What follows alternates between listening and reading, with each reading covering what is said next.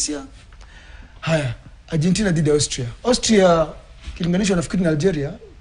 Austria iko juu kidogo. Austria iko juu, ndio? Pengine matarajio yako hapa? Argentina, they are world champions. They are defending world champions for a reason. Iko na good squad. Na Messi for a reason. Alionyesha kwa first game. Mimi unajua Messi mimi namwangalianga na first touch. Wenye game ya Algeria wenye first touch ilikuwa hivi. Kaona hapa ako kwa mood. The second touch ilikuwa hiyo bao ilikataliwa ya offside.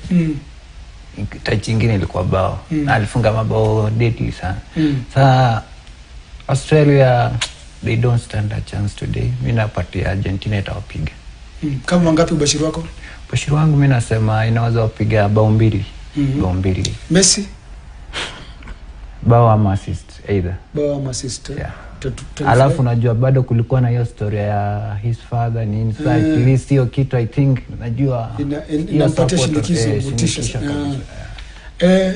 Mati, pengine Austria unaonaje? Watakuwa na pengine patia labda tu surprise.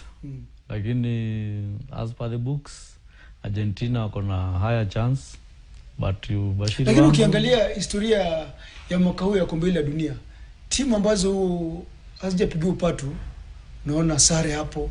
Unaona kama hata Uhispania mtano ufunguzi walitoka sare, Ubelgiji unaona sare hapo, Uruguay nimesema labda watupige surprise.